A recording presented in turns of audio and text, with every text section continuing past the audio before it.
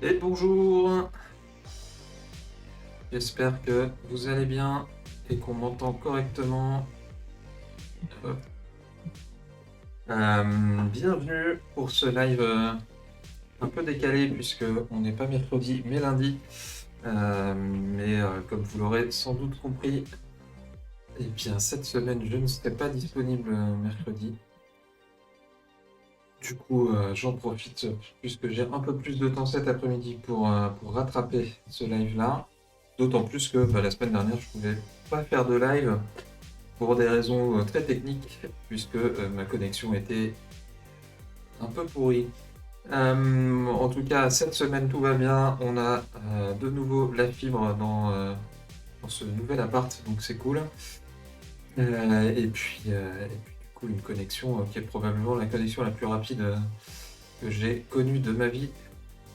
Mais tant mieux, je vais pas m'en plaindre. Je crois que j'en ai parlé sur Twitter il y a quelques jours, mais quand on prend un peu de recul et qu'on se rappelle de l'Internet de la fin des années 90, voire du début des années 2000, on a quand même quelques bons en avant qui ont été faits. Mais bon, c'est bien de temps en temps de se rappeler de, du monde d'avant, on va dire, et des bonnes pratiques qu'on pouvait avoir. Même s'il faut savoir évoluer, il faut aussi savoir se rappeler que, par exemple, c'est bien d'avoir des sites rapides. Voilà, voilà. Bon, j'ai pas l'impression qu'il y ait grand monde dans le chat aujourd'hui, mais si vous êtes là, n'hésitez pas à vous signaler. On a un programme un peu particulier, on va dire, aujourd'hui. Euh, alors, j'ai voulu laisser de côté ce qu'on faisait la dernière fois, c'est-à-dire notre petit client d'API PageSpeed, sur lequel on va se repencher très bientôt. Mais là, j'ai voulu à la fois sauter sur un sujet d'actualité, entre guillemets, et puis également meubler un petit peu avec un autre sujet. Voilà, qu'est-ce que je peux vous dire avant de rentrer dans le vif du sujet? Un premier point qui est certainement que peut-être que certains d'entre vous seront demain à We Love SEO à Paris, donc cet événement qui est organisé conjointement par OnCrawl et SEMJ. Donc si c'est le cas, écoutez, j'y serai aussi, donc n'hésitez pas à venir me dire bonjour et ce sera un plaisir de discuter avec vous. Et puis si vous n'y êtes pas, écoutez, your loss comme on dit, je pense qu'il y aura probablement par la suite des replays qui seront accessibles. Et il est peut-être encore temps, je n'en sais rien, mais j'imagine qu'il est peut-être encore temps de, euh, de vous inscrire pour regarder les conférences à distance. Salut Yannick, j'espère que tu vas bien. Du coup, pour rentrer dans le vif du sujet aujourd'hui, donc je vous disais que j'avais plusieurs petits sujets en tête. Le premier, dont j'ai déjà parlé, mais que j'ai enfin pris le temps de mettre en place, c'est GitHub Copilot. Donc on en a déjà un petit peu parlé. Ceux qui sont euh, au courant de l'intérêt d'un outil tel que Copilot ne seront pas étonnés. Et puis ceux qui sont peut-être un petit peu au fait de ce qui se passe en ce moment en termes de génération de contenu, notamment avec des systèmes comme GPT-3 par exemple, voire GPT-4 qui, il me semble, va prochainement arriver, ne seront pas trop surpris non plus. Donc dans le monde du SEO, on a l'habitude, on va dire, même si c'est quand même très très récent, on a l'habitude d'utiliser des outils basés sur GPT-3 pour générer du contenu texte, même si on peut faire plein d'autres choses avec ces outils-là.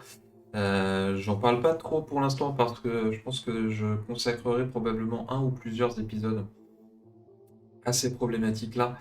Mais c'est à la base des outils qui sont pas forcément faits que pour de la génération de contenu, voire même au contraire.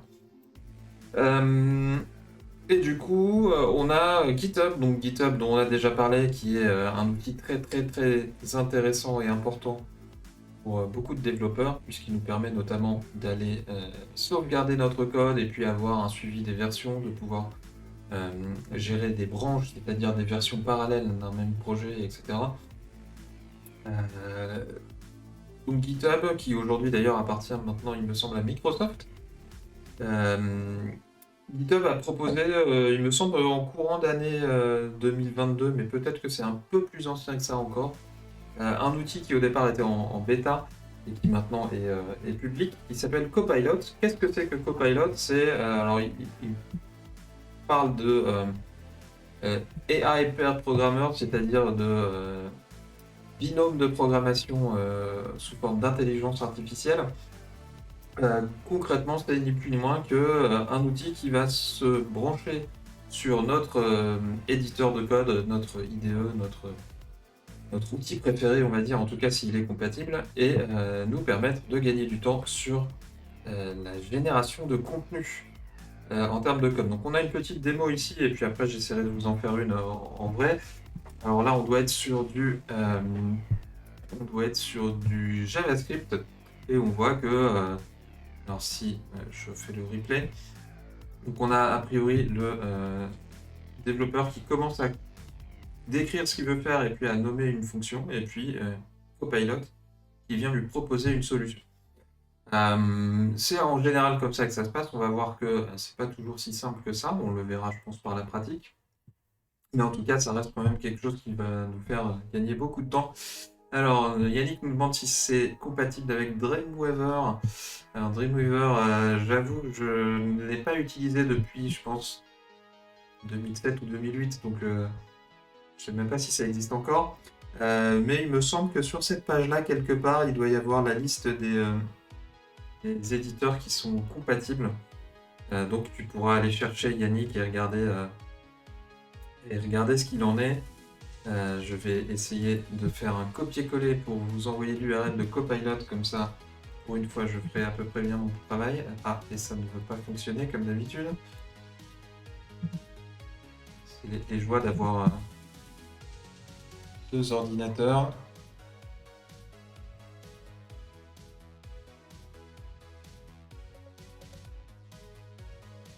Hop, voilà. Bref, en tout cas, n'hésitez pas à tester cet outil-là. Alors, j'imagine qu'il doit y avoir un test gratuit qui est proposé.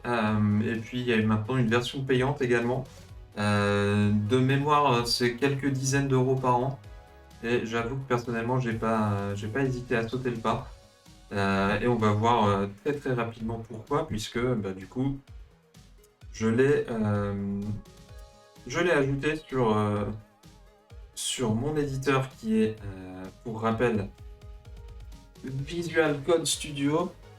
Visual Code, pas Studio d'ailleurs, Visual Studio Code, pardon.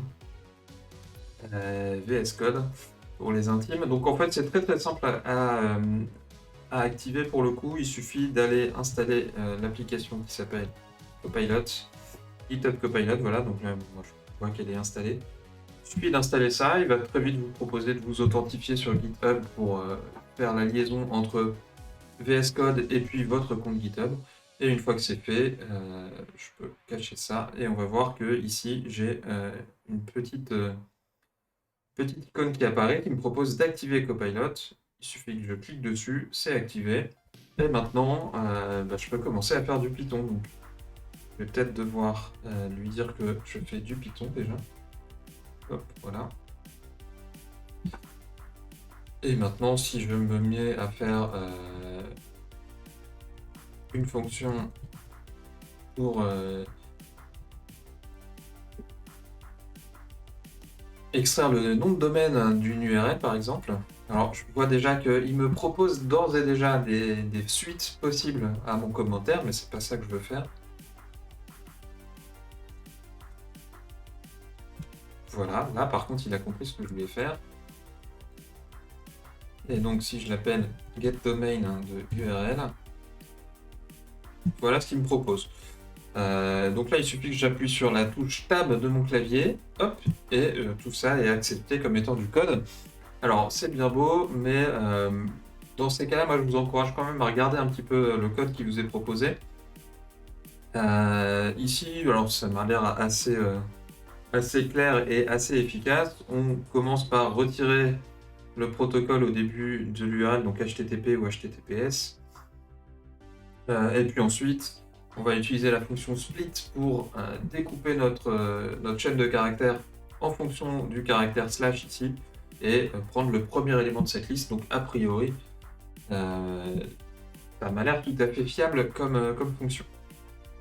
Donc vous avez pu voir que c'est quand même très très rapide, ça m'a évité de réfléchir un petit peu à comment faire cette fonction-là. Ici on est sur un exemple très simpliste, mais au quotidien et dans la durée, vous le verrez d'ailleurs tard, mais ça permet vraiment de gagner du temps parce que ça va nous faire sans cesse des suggestions de, de code, y compris nous aider à bien écrire nos noms de variables, par exemple, nos noms de fonctions, etc., etc. Donc c'est vraiment un outil que moi j'apprécie beaucoup.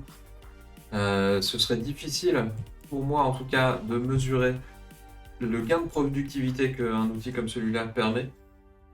Mais d'après certaines études, entre guillemets, on est de l'ordre de 50 voire 75%, il me semble, de gain de productivité pour les équipes de développeurs. Donc c'est vraiment, vraiment important.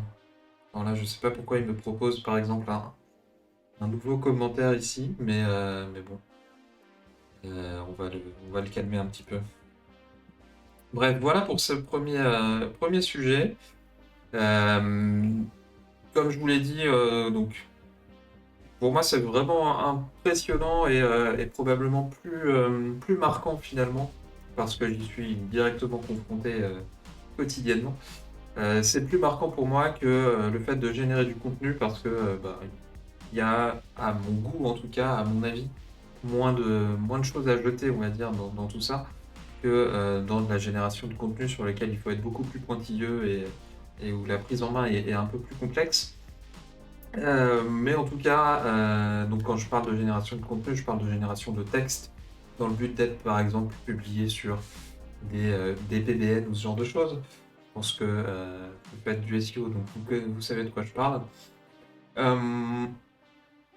Donc Copilot, c'est un petit peu différent, on est là pour générer du code, mais vraiment au quotidien, ça me fait gagner énormément de temps et je pense que ce mode de fonctionnement en suggestion de contenu qui est ensuite relu et validé par de l'humain, c'est probablement, en tout cas à court terme, le meilleur usage qu'on puisse faire de ces intelligences artificielles, entre guillemets. Donc je vous encourage vraiment à tester et puis vous verrez du coup au fur et à mesure maintenant du code qu'on va faire ensemble à quel point ça peut être utile ou pas, puisque parfois il va nous proposer des choses qui n'ont pas forcément de sens ou qui fonctionnent pas forcément. Donc toujours garder un petit peu de recul pour ça. Le deuxième sujet sur lequel je voulais qu'on se penche aujourd'hui, il est entre guillemets d'actualité, puisque c'est une réaction à un tweet que j'ai vu passer la semaine dernière d'un SEO qui s'appelle Craig. Je ne connais pas du tout Craig, mais whatever. Craig, en tout cas, partageait ce petit bout de code sous forme de capture d'écran.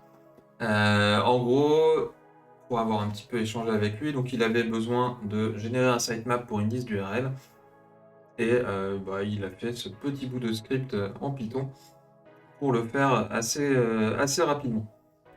Vous pouvez déjà voir que je lui ai répondu et que je lui ai proposé des suggestions pour améliorer son script. La première remarque que je peux faire, c'est que si vous voulez partager du code, c'est probablement mieux de l'héberger sur un GitHub, un GitLab par exemple, ou bien des services d'hébergement de texte en ligne plutôt que de faire des captures d'écran. Parce que c'est moins facilement manipulable par vos confrères et consoeurs si vous faites des captures d'écran. Il faut tout retaper et c'est pas génial. Et d'ailleurs à ce sujet-là, vous connaissez peut-être, mais il y a notamment sur github.com un sous-domaine qui s'appelle Gist. Voilà, gist.github.com, sur lequel vous pouvez voir que moi j'ai déjà partagé certains petits bouts de code, on va dire. Voilà, donc je vous encourage à aller y jeter un œil et à regarder à quoi ça ressemble. Il y a certains trucs qui sont vraiment vieux, donc peut-être que c'est pas les meilleurs exemples, mais si vous utilisez encore ce crawler très ancien, on va dire, qui s'appelle NoGoSearch. Voilà une requête à faire en SQL pour récupérer des données, par exemple. Et puis il y a des choses un petit peu plus récentes comme un petit script de monitoring sur lequel on reviendra probablement ensemble si on n'a pas déjà fait une partie de ces exemples-là. Je vois qu'il y a Bruno qui passe rapidement faire coucou. Et bien coucou à toi Bruno. Bienvenue puisque c'est ton premier message sur ce chat. En tout cas, comme je le disais, donc si vous avez besoin de rapidement partager du code ou n'importe quel type de texte, on va dire, Gist est plutôt pas mal fait pour ça. Voilà, sachant que puisque je vous encourage à déjà utiliser GitHub ou GitLab, c'est dans la même veine. Et puis il y a plein d'autres services qui font à peu près la même chose. Donc n'hésitez pas. En tout cas, pour revenir au sujet donc, du sitemap de Craig, je me suis tout simplement permis je peux fermer ça, d'essayer de recopier son code du mieux que je pouvais pour avoir la base de travail qu'il nous proposait. Donc son code il est très très simple, hein, on va le parcourir ensemble. On commence par ouvrir un fichier qui s'appelle url.txt. Donc je me suis fait un petit fichier url.txt avec les URL de databule.com. On ne change pas une équipe qui gagne.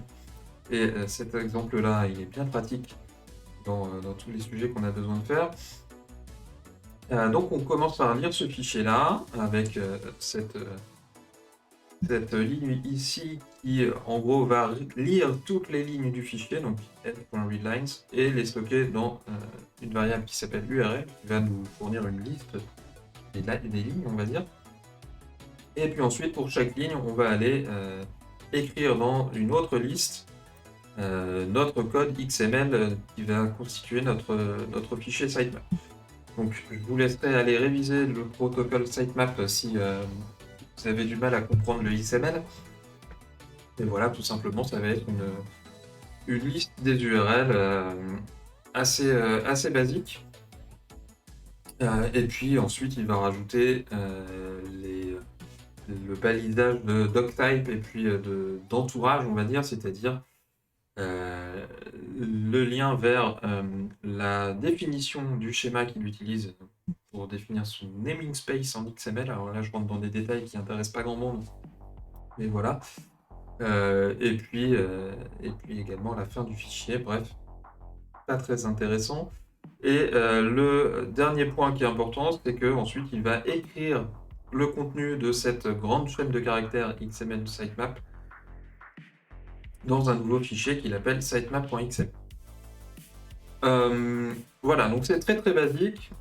On peut noter que il ne respecte pas certaines des bonnes pratiques qu'on a évoquées ensemble, notamment le fait d'éviter de mettre du code directement accessible dans un fichier, mais plutôt définir des fonctions pour éviter que ce code il s'exécute un petit peu n'importe comment. Bon, ça c'est pas très grave. Et puis surtout, il y a pas mal de pistes d'amélioration de tout ça, notamment comme je lui suggérais sur Twitter, si je reprends mon tweet. Utiliser un validateur pour vérifier que les lignes de mon fichier d'entrée sont bien effectivement des URL.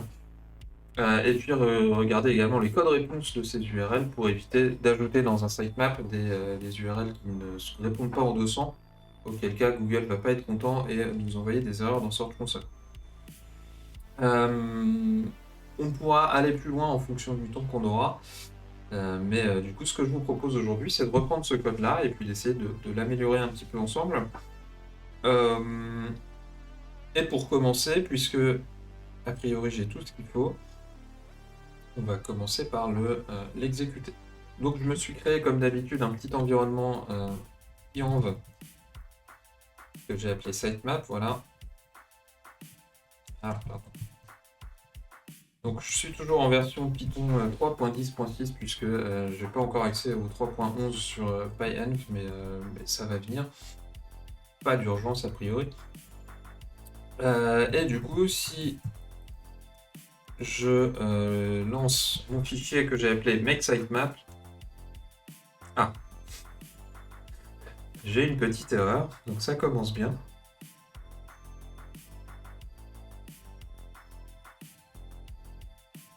Donc là, j'ai une erreur Unicode. A priori, il y a un truc qui lui plaît pas.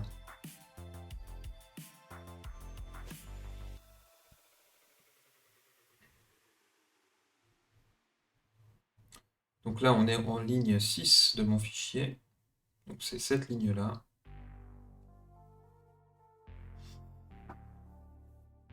Et donc ça lui plaît pas, je sais pas pourquoi. Moi, ce que je vais commencer par faire peut-être, c'est remplacer ces simples quotes que j'aime pas trop par des triples quotes et voir si ça marche mieux. Et ça n'a rien changé. Alors,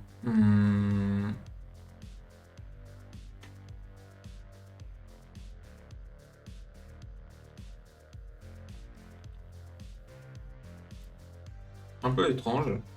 On va simplement copier-coller notre message d'erreur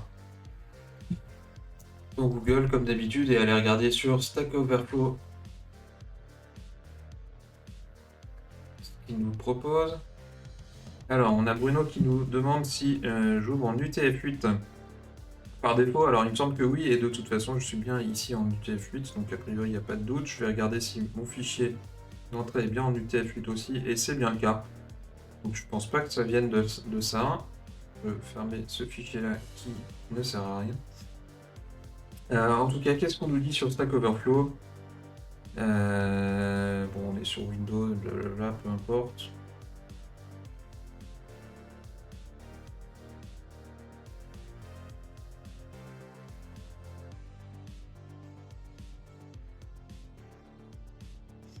Ok, j'ai un /u quelque part, moi j'en ai pas.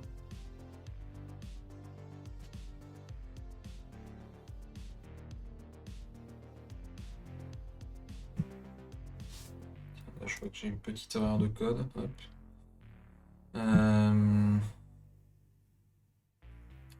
Étrange, étrange.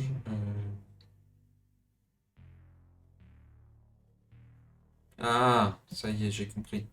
J'avais mis un / ici et pas un slash. Voilà, donc on est...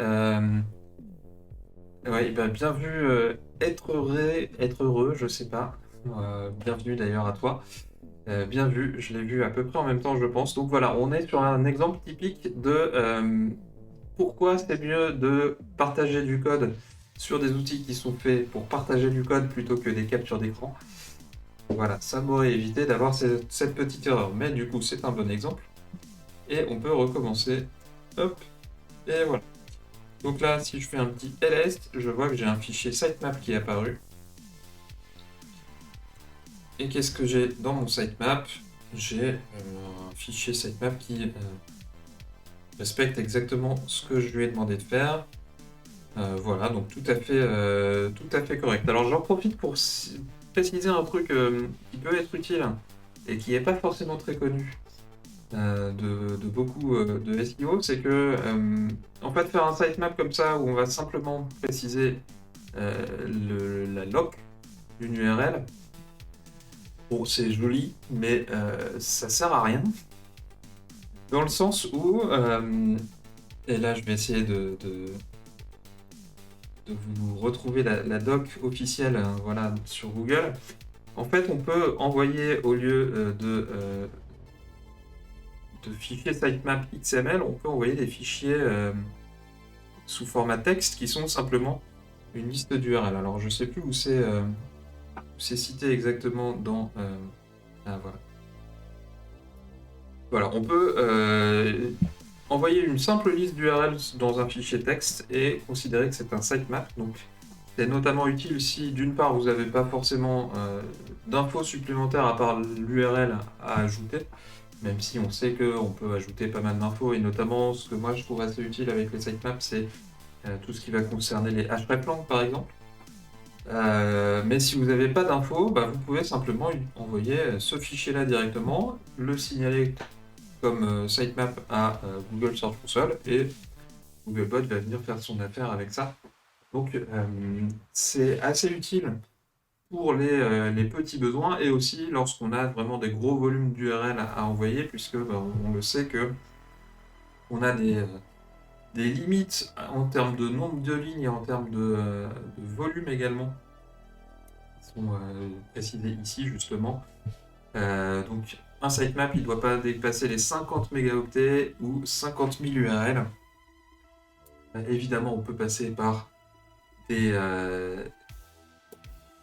sitemap index, découper notre sitemap, etc., etc. Mais parfois, c'est plus simple de ne pas se prendre la tête, simplement balancer sa liste d'URL.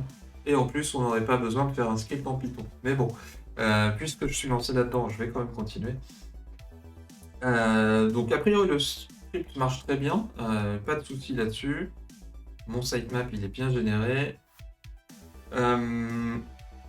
Le problème déjà qu'on va résoudre assez rapidement, c'est que, comme je l'ai dit, on a un script qui n'est pas appelable, on va dire, dans un environnement un petit peu propre. Donc je vais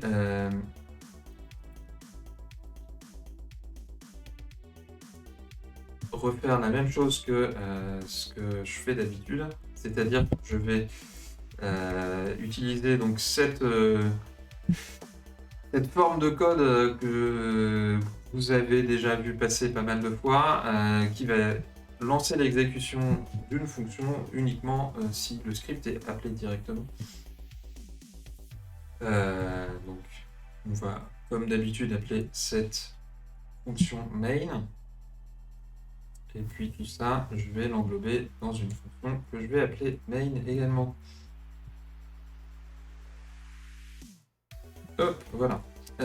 Donc là, j'ai mis une fonction que j'ai mis une variable que j'ai appelée args. Là encore, vous l'avez déjà vu. On va pouvoir faire une première amélioration de notre script, c'est qu'on va importer argparse, voilà.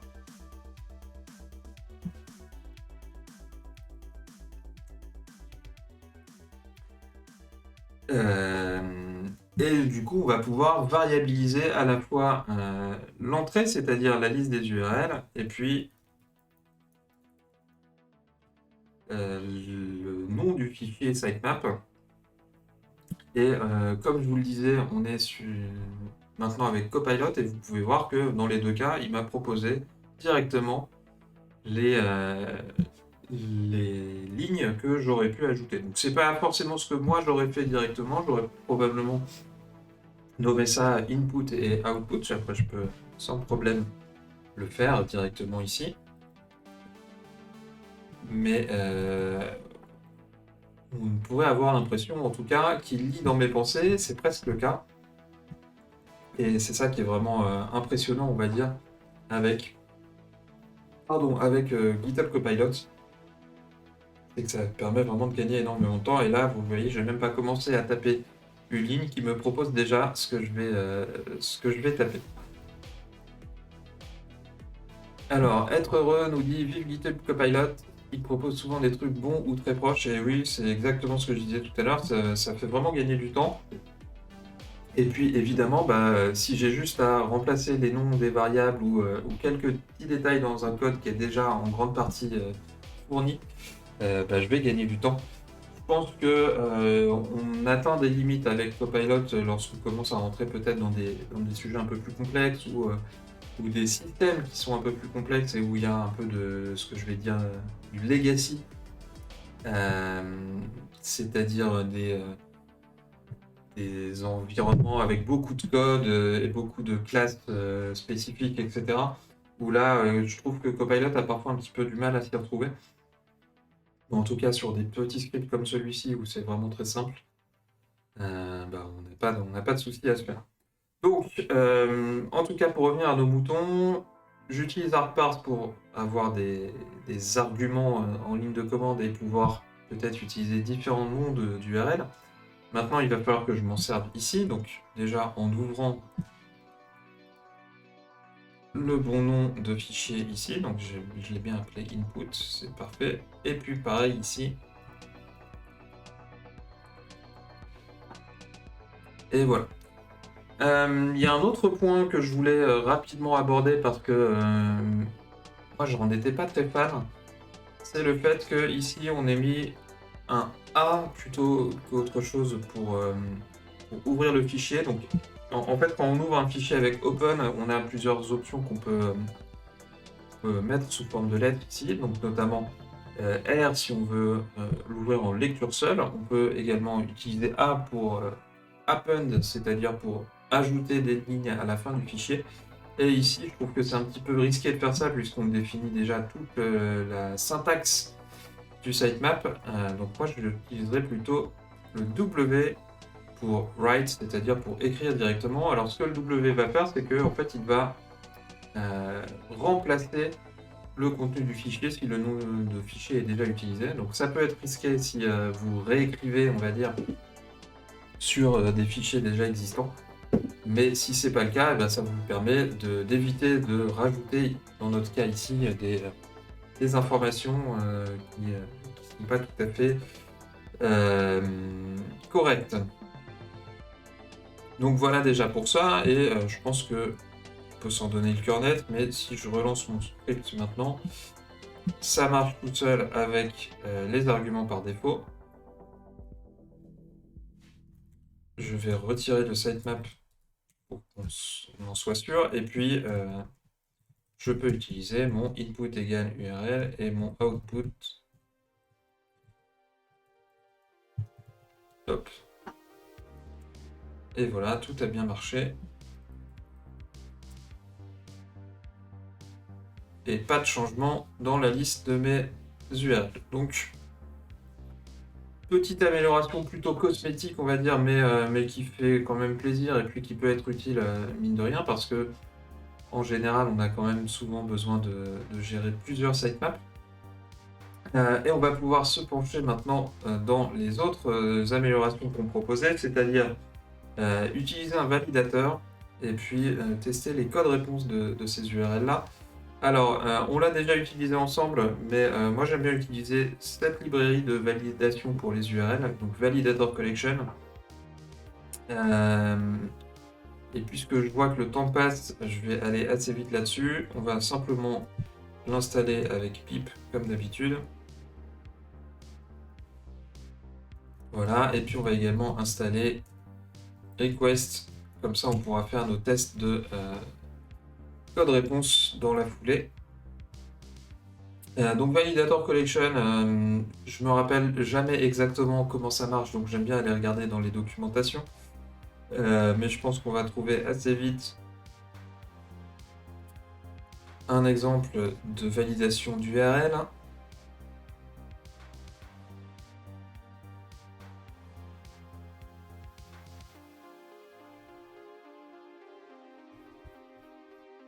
Alors je sais pas trop où c'est.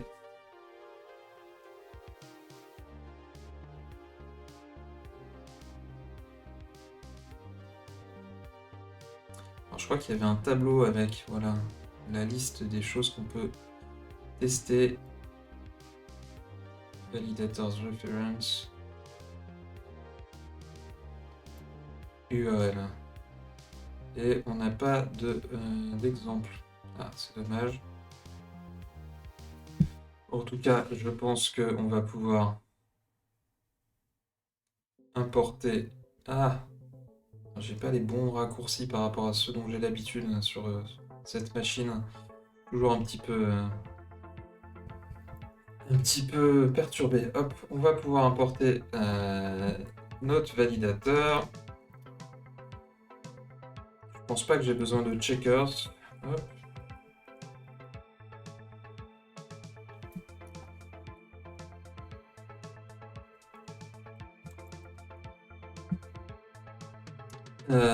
Et du coup,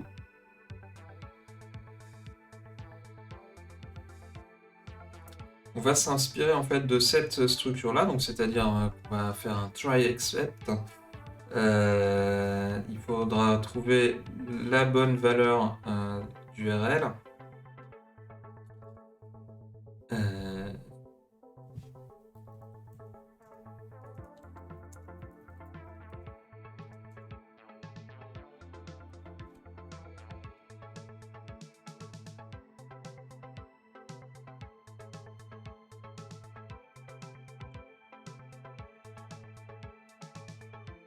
Hop, ça doit être ça.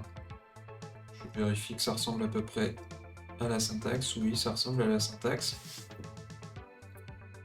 Voilà, donc là, tout simplement, ce que j'ai fait et qui va pas fonctionner. Voilà, comme ça, ce sera mieux. Je regarde si mon URL est bien validée comme étant une URL valable. Si c'est le cas, je génère ma petite ligne de XML et puis je continue le script. Et puis si c'est pas le cas, je vais m'afficher une petite erreur. Et pour s'en donner le cœur net, on va rajouter au hasard ici une petite ligne qui n'est pas une URL. Qu'est-ce que ça donne maintenant? Ah. Alors, on a un premier problème, c'est que c'est pas le bon nom d'erreur qu'on a utilisé. Donc, c'est pas invalid URL tout court, mais invalid URL error. Ça, c'est facile à régler. On va simplement remplacer ça. Et puis ensuite, voilà. Du coup, j'ai géré le problème. On a bien une invalid URL Toto qui s'affiche. Ce que j'aurais dû faire peut-être, c'est retirer mon sitemap et regarder ce qui se passe. Donc là, je n'ai pas de sitemap dans mon répertoire. Hop, on peut voir qu'il n'y a pas de sitemap. Et si je lance mon script, on me dit que j'ai Toto qui n'est pas une URL valide. Et du coup, j'ai quand même un sitemap XML qui a été ouvert et dans lequel toutes les URL non valides ont été ouvertes. Alors je vais peut-être essayer de l'ouvrir directement dans Visual Studio Code plutôt que dans Chrome, histoire que ce soit lisible. Voilà.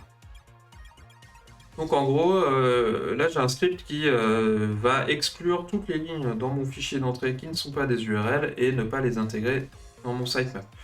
Donc on a pu voir que on a rajouté une librairie supplémentaire et puis 4 lignes de code supplémentaires pour cette petite upgrade, mais qui mine de rien est quand même importante et évite les erreurs d'entrée, on va dire. Dans les erreurs courantes, on pourrait avoir tout simplement, alors non pas forcément Toto ici, qui n'a rien à faire là évidemment, mais si cette liste d'URL elle est issue de l'export d'un crawler par exemple, vous allez probablement avoir peut-être le nom de colonne qui va s'afficher ici, et si vous y faites pas gaffe, vous allez avoir un sitemap qui ne sera pas valide dès le départ, ce qui peut être un petit peu embêtant. Donc, on peut cocher la case pour cette première suggestion d'optimisation. Et puis la deuxième suggestion, c'était d'utiliser request pour tester l'URL en fait, et du coup aller regarder si mon URL elle répond bien aux 200. Donc là encore, je vais me mettre un petit cas de test. Je vais l'appeler Toto pour faire très original encore une fois.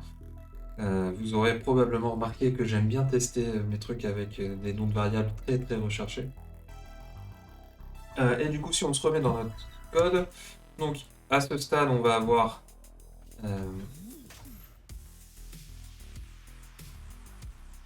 voilà, et on va pouvoir vérifier si l'URL est valide.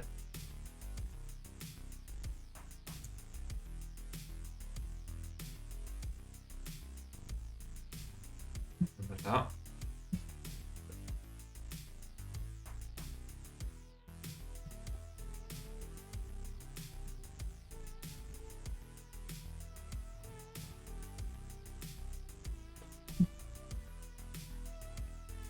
Donc tout simplement, hein, je regarde, je vais faire une requête de l'URL avec request. Regardez si le status code est bien égal à 200. Et si c'est le cas, je continue la suite de mon script. Peut-être que ce qu'on peut faire éventuellement, c'est voilà. GitHub Copilot qui me propose directement mon petit message d'erreur. En tout cas, afficher une petite ligne dans notre ligne de commande pour savoir que notre ligne Toto, dans notre cas, aura été ignorée. Qu'est-ce que ça donne si je lance ça? Oula.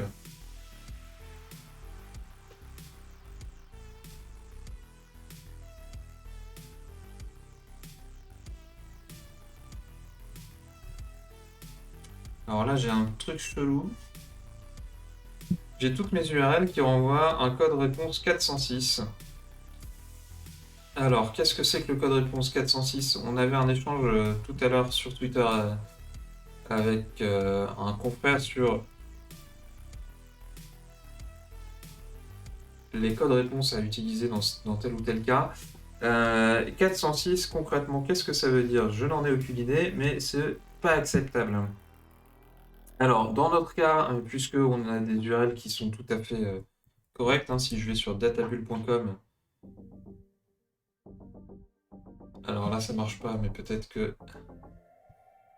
sur un autre navigateur, si je teste. Ah! J'essaie de me rassurer et de croiser les doigts pour savoir si mon site est toujours en ligne. J'ai un peu l'impression d'avoir cramé mon IP là. Donc je suis sur mon téléphone pour tester. Hop. Databull.com.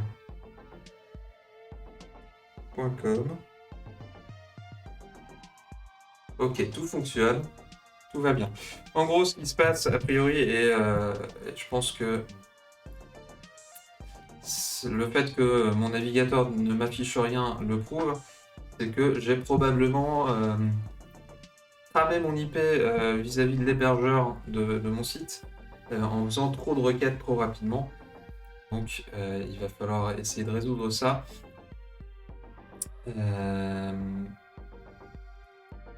Et pour éviter ce genre de choses-là, ce qu'on va pouvoir faire, c'est rajouter un argument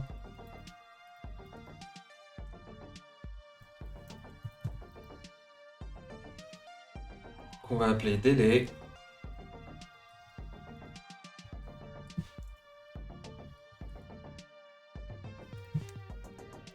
Hop, délai, on va le mettre à allez, 0.5 en float. Et du coup, on va essayer de mettre en place un délai d'attente entre chacune de nos requêtes HTTP pour éviter de surcharger les serveurs. Pour ça, on va avoir besoin d'une librairie qui fait partie du cœur de Python qui s'appelle Time. Par principe, je vais aller regarder la documentation comme d'habitude. Mais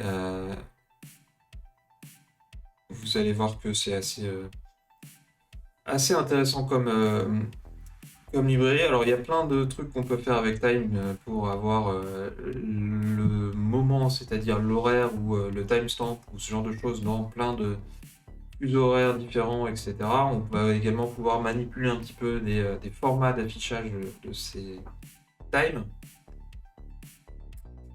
Et surtout, ici, on va utiliser la fonction sleep qui va suspendre l'exécution du script pendant le nombre de secondes qui est précisé. Donc on peut utiliser des nombres entiers ou des nombres à virgule, c'est ce qui nous intéresse dans notre cas. Et du coup, on va simplement rajouter dans notre boucle ici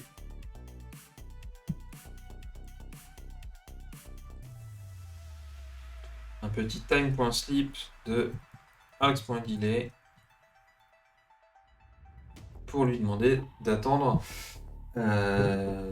ici une demi-seconde entre chaque requête, histoire de ne pas surcharger notre serveur. Alors évidemment, et ça fera probablement partie d'un live dans quelques temps, il y aurait moyen de faire les choses autrement, mais dans une première version, ce sera très bien. Alors on a Silence des Agneaux qui vient de nous rejoindre et qui nous demande qu'est-ce que c'est le projet. Donc le projet, en fait, tout simplement, on est parti du code de Craig qui s'est fait un petit script la semaine dernière pour générer des sitemaps.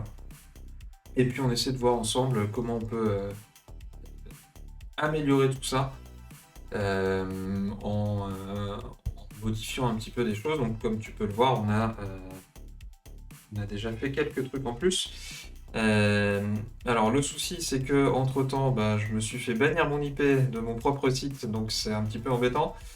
Et là concrètement je vais pas avoir le temps d'aller regarder comment la débannir. Ce qu'on peut peut-être faire dans un futur très proche, c'est prendre des URL au hasard sur internet et remplacer le contenu de ce fichier là par d'autres URL. Hop, voilà, je vais en prendre une autre sur Wikipédia ici. Et puis, puisqu'on veut tester,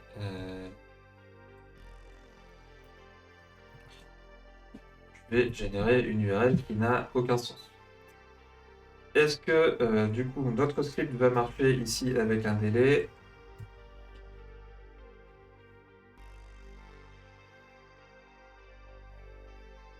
Alors, c'est intéressant. J'ai des 404 dans tous les cas. Alors que très clairement, si je copie-colle celle-ci, j'ai bien une réponse en 200. Alors peut-être que Wikipédia s'amuse entre guillemets à éviter qu'on vienne requêter ces pages avec des librairies comme request. Et du coup, ce qu'on pourrait faire pour essayer de passer outre, c'est de modifier notre user agent peut-être, parce que c'est peut-être le user agent de request qui ne lui plaît pas. Alors je l'avoue que je me rappelle plus exactement comment on fait, mais on va le retrouver, c'est pas très grave. Il doit bien y avoir une documentation quelque part. Voilà.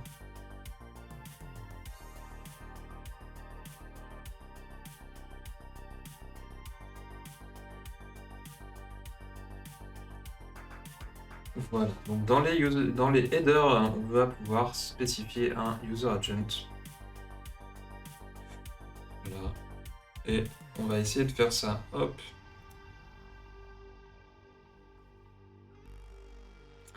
A priori, puisque les headers, c'est quelque chose qu'on va réutiliser tout le temps, on va les définir une bonne fois pour toutes. Et puis, je vais aller chercher quel est mon user agent sur, allez, au hasard, useragent.fr. Hop, voilà. Histoire de me faire passer pour un navigateur Chrome.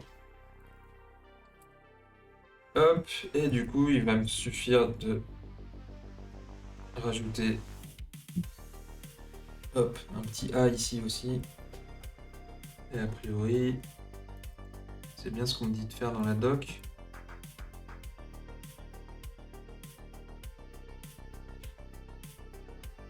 Oui, tout à fait. Alors, est-ce que ça marche si je fais ça? Bon, ça suffit pas. Donc il y aurait probablement des astuces sur lesquelles je vais passer pour cette fois pour essayer de rajouter d'autres headers HTTP et faire en sorte de plus en plus maquiller notre navigateur pour essayer de passer pour un vrai navigateur. Alors je vais essayer quand même par conviction sur un autre site.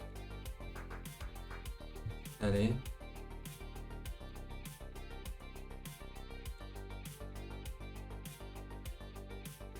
Ok, donc là ça a l'air de marcher.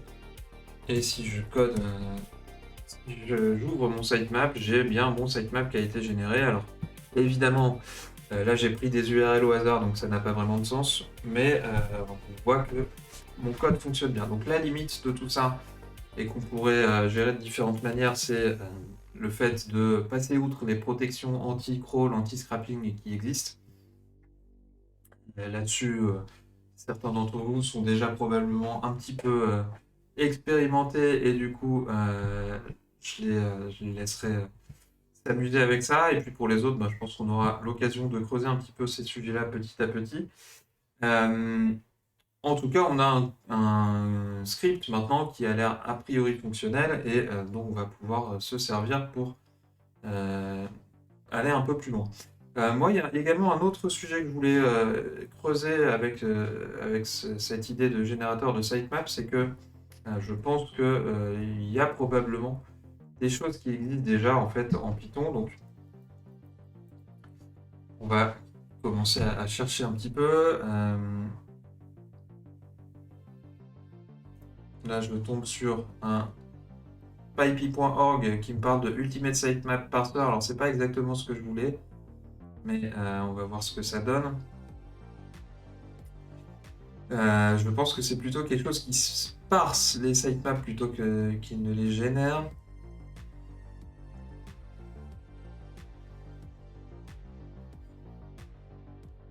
Voilà, donc c'est pas ça qu'on veut faire, donc tant pis. On a un projet ici sur GitHub, on va aller voir également. Alors, qu'est-ce qu'on nous dit ici? Un simple script pour crawler un site, et puis générer un sitemap XML. Donc ça, c'est un peu plus intéressant puisque c'est exactement ce qu'on veut faire. Donc ici, on gérerait a priori une fonction supplémentaire par rapport à notre script. C'est que on va en plus se servir d'un petit crawler pour aller générer nous-mêmes la liste des URL. Donc ça peut être intéressant. C'est un besoin qui n'est pas exactement celui que vous voulez, mais pourquoi pas. Salut Yakamo, j'espère que tu vas bien. En tout cas, ça me donne l'occasion de parler d'un sujet dont je voulais parler justement. Donc là, je suis arrivé sur GitHub, je trouve le code d'un mec que je connais absolument pas. Peut-être que c'est bien, peut-être que c'est pas bien, j'en sais rien. En tout cas, ce qui est intéressant, c'est que j'ai accès au code, donc je peux aller regarder un petit peu à quoi ça ressemble. En tout cas, moi, quand je tombe sur ce genre de choses-là, quand je vais rechercher soit des exemples de code, soit un peu plus souvent d'ailleurs des nouvelles librairies pour tel ou tel besoin, typiquement, je vais beaucoup m'intéresser à la santé, on va dire, du dépôt GitHub en question. Donc ici, typiquement, je peux voir qu'a priori, le gros des modifications ont été faits il y a déjà quelques années. Et il y a eu une dernière modif qui a été faite il y a 6 mois, pardon. C'est un projet qui, a priori, n'a pas besoin de beaucoup de maintenance, mais qui est quand même un petit peu maintenu, pourquoi pas. Et puis ce que je vais voir également dans un deuxième temps, c'est le nombre d'issues ici, c'est-à-dire de problèmes que les gens ont rencontrés.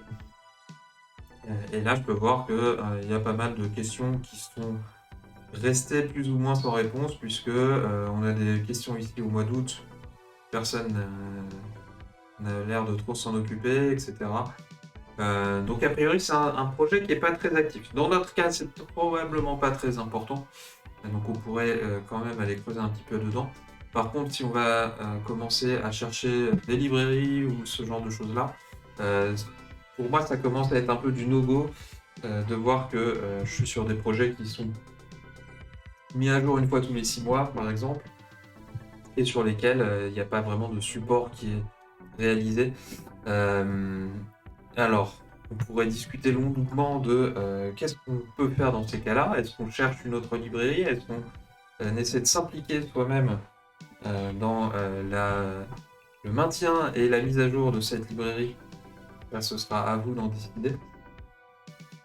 En tout cas, ça montre que le sujet ici est pas complètement vivant. Alors, sinon, qu'est-ce qu'on cherche à faire ce soir? Donc, je le réexplique pour la 3e fois, mais c'est pas grave. En gros, je suis tombé la semaine dernière sur ce tweet de Craig, qui a priori est un SEO anglais ou anglophone en tout cas, qui s'est fait un petit script en Python pour générer un sitemap depuis une liste d'URL. Et du coup, voilà, l'idée c'était de reprendre ce bout de code et puis de voir ce qu'on pouvait améliorer dessus. Et puis je vais pas tarder à m'arrêter là puisqu'il est presque 18h et que ça va être l'heure de l'apéro. Donc qu'est-ce qu'on a amélioré dessus pour résumer? On a un peu restructuré le fichier pour rajouter notamment notre structure un peu fétiche en if d'undername égale main pour éviter encore une fois que notre code s'exécute n'importe comment. On a rajouté quelques arguments également pour pouvoir variabiliser le fichier d'entrée et le nom du fichier de sortie également. On a rajouté un check de la validité des URL en entrée pour éviter que on rajoute dans notre sitemap des lignes qui n'ont aucun sens. On a un petit peu eu des problèmes avec des hébergeurs, mais on a réussi également à valider que les URL qu'on rajoute dans le sitemap renvoient bien un code réponse 200 ici. Et puis le dernier point qu'on ait fait, c'est rajouter un petit délai d'attente entre les checks des URL justement, pour éviter, comme on l'a déjà fait, de se faire bannir par certains hébergeurs. Voilà, donc pas grand chose de fou, mais un bon exemple, je trouve, de comment on peut construire par-dessus des choses qui nous sont proposées sur le web. Et puis aller un peu plus loin. Alors Simon nous dit que puisqu'on a fait pas mal de pandas, on peut faire un toXML pour faire des sitemaps, effectivement. Alors il y aurait, je pense, quelques petites adaptations à faire quand même avec cette fonction-là directement dans Pandas, pardon. Et puis bah, là, on n'est pas tout à fait sur la même logique puisqu'on fournit simplement une liste d'URL. Donc on n'est pas dans un pandas et je pense pas que ce soit une bonne idée que d'ajouter l'utilisation d'une librairie assez lourde comme pandas dans un projet aussi petit. Mais effectivement, alors c'est un peu ce que je voulais vous montrer pour conclure, c'est que il y a probablement des choses qui existent déjà pour nous mâcher le travail. Donc là, on a trouvé un petit projet qui crawl un site et génère un sitemap, mais je ne serais pas étonné de trouver une librairie qui va directement nous générer le XML du sitemap depuis une liste. Donc ici, par exemple, on a un sitemap generator. Qu'est-ce qu'il fait celui-là? Lui aussi, il va crawler le site et puis générer le sitemap. Ok, très bien, avec une petite liste d'extensions à oublier, par exemple. Ça peut être intéressant. Et puis ce dernier petit exemple ici, lui encore a l'air de crawler un site et générer un sitemap. Bref, vous aurez compris l'idée.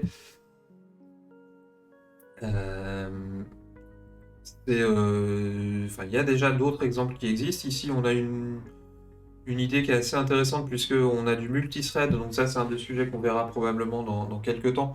Mais de la parallélisation pour essayer d'aller un petit peu plus vite et de gérer des tâches non plus forcément en boucle, mais en plusieurs fils parallèles. Et puis, je suis à peu près certain que si on se penchait, alors peut-être pas forcément directement sur le sujet des sitemaps, mais peut-être en cherchant les librairies XML dans Python, on trouverait probablement des choses un peu plus propres que ce qui est fait pour l'instant dans ce script-là, c'est-à-dire que écrire à la main, entre guillemets, le XML tel qu'on le fait ici, c'est un peu absurde, pour le dire gentiment. Et il y a probablement une librairie qui nous ferait ça beaucoup plus proprement et de manière un peu plus efficace. C'est peut-être quelque chose qu'on aura l'occasion de voir par la suite. Et puis, en tout cas, ce que dit Simon est quand même assez intéressant. Il y a des librairies qu'on a déjà l'habitude d'utiliser, comme Pandas par exemple, qui en fait fournissent comme format d'entrée ou de sortie des compatibilités avec plein de choses. Donc il ne faut pas hésiter à aller creuser la doc, y compris de librairies un petit peu complexes comme ça, ou en tout cas à essayer de poser les bonnes questions à Google pour voir comment on peut améliorer tout ça. En tout cas, pour conclure tout ça, écoutez, je pense que je vais partager ce petit bout de code-là en l'état sur Gist, comme je vous l'ai montré tout à l'heure. On va s'arrêter là pour ce soir et je vais vous remercier encore une fois de votre participation. Et puis, puisque il est 18h et que c'est l'heure de l'apéro, je pense qu'on peut lancer un raid sur le label et l'apéro. Et voilà, donc je vous dis à bientôt, à la semaine prochaine, donc mercredi 17h. Pas de live évidemment cette semaine, et puis bon apéro.